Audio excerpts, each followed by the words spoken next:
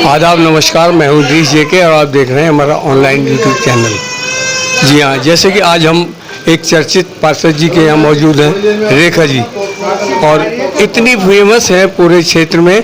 और यहाँ पर मैंने आपको दिखाया, पब्लिक इनके यहाँ आ रही है और फ़ायदा उठा रही है। इतनी लोकप्रियता दिखाई दे रही है, यहाँ पर बहुत ही ज़्यादा लोकप्रियता दिखाई दे रही है। और यहाँ पर एक और भी बढ़िया नियम पब्लिक के लिए इन्होंने रेखा जी ने किया है। आइए इनसे बातचीत करते हैं। आपका हमारे चैनल में स्वागत है। नमस्कार, मैं रेखा रानी, निगम पार्षद भजनपुरा से। आज हमारे कार्यालय में विशेष कैंप लगा हुआ है, जिसमें माननीय प्रधानमंत्री नरेंद्र मोदी जी की तरफ से, माननीय मुख्यमंत्री रेखा गुप्ता जी की तरफ से जो योजना लागू की गई है, आयुष्मान योजना, जिससे हमारी दिल्ली महरूम थी, क्योंकि पूरे हिंदुस्तान में वो योजना लागू थी, हमारी दिल्ली में नहीं थी। तो हम बहुत बहुत धन्यवाद करते हैं माननीय प्रधानमंत्री जी का कि हमारी दिल्ली में भी योजना लागू की गई। और आज हमने विशेष रूप से कैंप लगाया हुआ है। इश्यू इन दिस वीक 70+ वालों के लिए है ये योजना। अभी जो लागू, जिन लोगों के राशन कार्ड में KYC हो रखी है, अंत्योदय कार्ड है, उनकी पूरे परिवार के लिए है। उनका पूरा परिवार इस मेडिकल सुविधा को प्राप्त कर सकता है। देखिए कितनी अच्छी बात बताई हमारे पार्षद जी ने। जी हाँ, तो जो 70 से ऊपर के बुजुर्ग हैं, उनके लिए तो ये योजना है ही। साथ में जिन लोगों के राशन कार्ड में KYC हो रखी है, अंत्योदय योजना वाले राशन कार्ड है, उनके पूरे परिवार को ये लाभ मिलेगा। 10 लाख तक का जो मेडिकल क्लेम है, वो मेडिकल सुविधा है, वो पूरे परिवार को मिल सकती है इसमें। ये कहाँ जैसे सरकारी अस्पताल, प्राइवेट अस्पताल?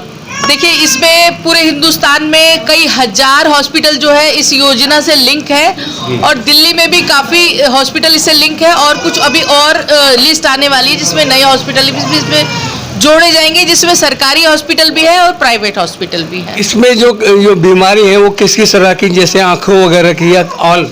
सभी प्रकार की बीमारी, सभी प्रकार की बीमारी, जो भी हॉस्पिटल इसमें लिंक हो गए, विशेष अगर किसी भी ऑपरेशन वगैरह सभी होंगे इसके अंदर? जी जी जी। 10 लाख तक का 1 साल का इलाज इसमें फ्री होगा। और एक जो है महिलाओं के लिए क्या है विशेषकर चल रहा है? देखिए, महिलाओं के लिए विशेष रूप से हम टाइम टू टाइम कैंप लगाते रहते हैं, अलग अलग NGOs के थ्रू, बैंक के थ्रू, क्योंकि सरकार की तरफ से बहुत सारी योजनाएं होती हैं। क्योंकि सरकार चाहती है कि हर परिवार आर्थिक रूप से सक्षम हो, तो उसमें महिलाओं की भी भूमिका हो। महिलाएं अगर घर से कुछ काम करती हैं या करना चाहती हैं, जैसे सिलाई, कढ़ाई, बुनाई, खाना बनाना, इस तरीके के कोई भी काम है, अगर वो करती है, तो उसके लिए ट्रेनिंग देना, लोन प्रोवाइड करवाना, सब्सिडी देना, ये सभी काम जो है सरकार की तरफ से किए जा रहे हैं। लेकिन क्योंकि जनता को इसके बारे में जानकारी नहीं होती, देखा जी, ये तो होगी व्यवसाय की बात। महिलाएं जैसे प्रेग्नेंट वगैरह होती हैं, उसके लिए क्या सुविधा? प्रेग्नेंट महिलाओं के लिए सरकार की तरफ से जो योजना की घोषणा की गई थी चुनाव में, वो जल्दी ही लागू होने वाली है। उसमें किस तरह का पेमेंट भी मिलता है? हाँ, उसमें कैश भी मिलेगा और उनको पोषण किट भी मिलेगी जी।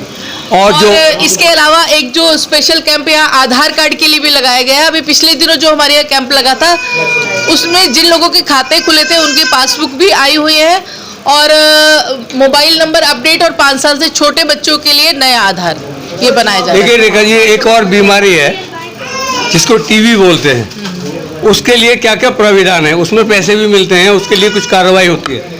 देखिए, सरकार की तरफ से सभी सुविधाएं हॉस्पिटल में जो है उपलब्ध है। और अगर सरकारी हॉस्पिटल है, ज़्यादातर हॉस्पिटल में फ्री इलाज होता है जी। और जहाँ फ्री इलाज नहीं होता, वहाँ ये हमारा आयुष्मान कार्ड जो है ये काम करेगा। वो चाहे कोई भी बड़े से बड़ा हॉस्पिटल है, जो भी हॉस्पिटल इस योजना के अंतर्गत आता है, लिंक है, उन सभी अस्पतालों में 10 लाख तक का 1 साल का इलाज फ्री करवा सकते हैं। शिक्षा के क्षेत्र में आपका क्या उन्नति चल रही है? देखिए, शिक्षा के क्षेत्र में जैसे कि अभी पिछले दिनों ये था कि प्राइवेट स्कूल जो है वो मनमाने तरीके से फीस बढ़ा रहे हैं, या अलग अलग तरीके से लोगों को परेशान कर रहे हैं। परिजनों की जो शिकायतें मुख्यमंत्री जी तक पहुंचे, तो मुख्यमंत्री माननीय श्री रेखा गुप्ता जी ने उस पर कड़ी कार्रवाई, उस पर संज्ञान लिया, उस पर कड़ी कार्रवाई करते हुए सभी स्कूलों को चेतावनी दी है कि कोई भी इस तरीके से फीस नहीं बढ़ा सकता। यहाँ पर जो है, जैसे कुछ बच्चे ऐसे होते हैं उनको पैसों की जरूरत पड़ती है, उनके लिए क्या लाभ योजना? कौन से बच्चे? ऐसे जो निर्धन बच्चे। पढ़ाई के लिए बहुत सारी स्कीम है हमारे यहाँ भी। पंजाब नेशनल बैंक से भी मैनेजर साहब आए हुए हैं, जो बैंकों के थ्रू जो जिस तरीके की स्कीम, जो सरकार की स्कीम है, बैंकों के थ्रू लोन वगैरह जो होता है, चाहे वो एजुकेशन लोन है, कामकाज के लिए लोन है, वो सभी तरह की स्कीम। इवन हम सूर्य घर, एक प्रधानमंत्री सूर्य घर जो स्कीम है, जिससे सोलर एनर्जी से हम अपने घर में रोशनी भी कर सकते हैं, और जो एक्स्ट्रा बिजली होती है वो हम बिजली कंपनियों को बेच भी सकते हैं। ऐसी भी योजना है जो जिसमें बहुत सारी सब्सिडी मिलती है, बहुत कम पैसों में हम वो अपने यहाँ इंस्टॉल कर सकते हैं। सोलर एनर्जी के लिए सोलर प्लांट लगा सकते हैं, तो ऐसी भी योजनाएं हैं। एक और यहाँ पर बहुत फेमस है कि जैसे बिल्डिंग गिरी थी, उसमें जो लंबी लंबी बिल्डिंगें हैं ऊंची ऊंची, उनके लिए क्या प्राविधान है? कुछ गिराने के आदेश भी हुए?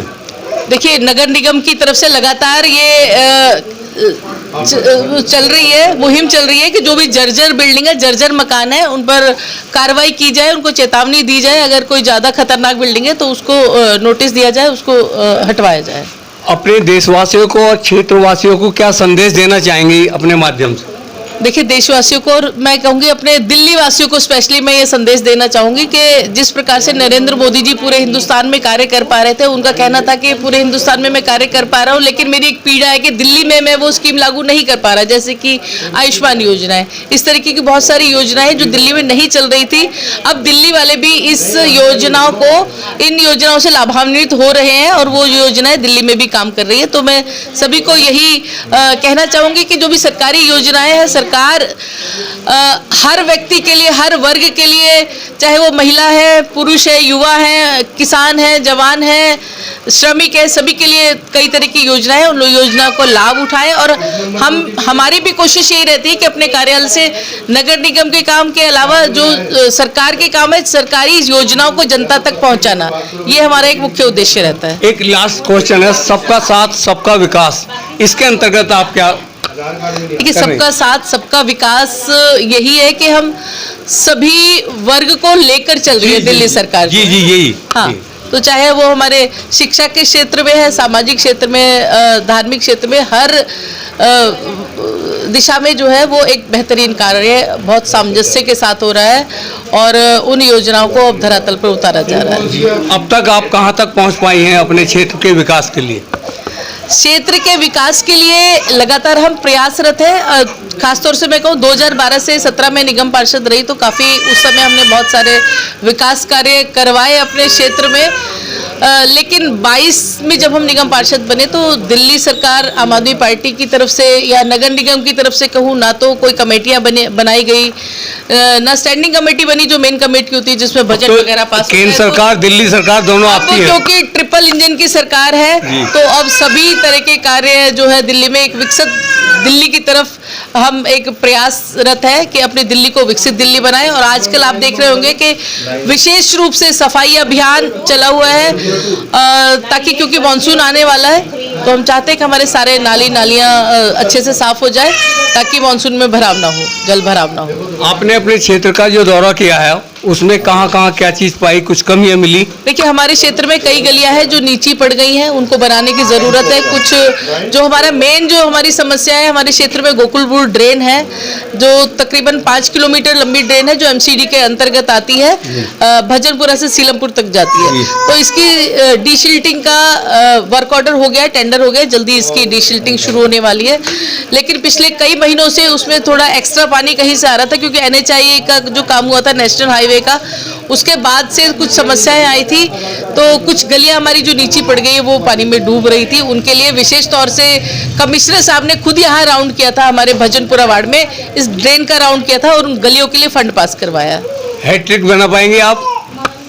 देखिए, ये तो ईश्वर की जो कृपा रही, पब्लिक का साथ आपके साथ चल रहा है, क्षेत्र में हम घूम रहे हैं। मेरा उद्देश्य केवल जनसेवा करना है। देखिए, बहुत ही अच्छी बात कही, मेरा उद्देश्य सिर्फ जनसेवा करना है। देखते रहे हमारा ऑनलाइन यूट्यूब चैनल। धन्यवाद।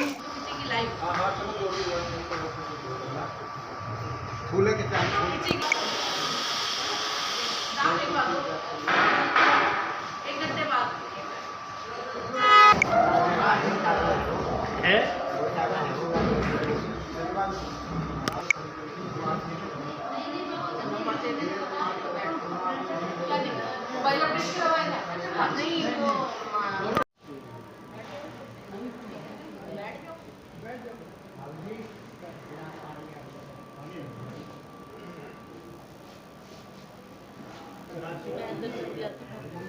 किसी की भेजिएगा लाओ लाओ जल्दी लाओ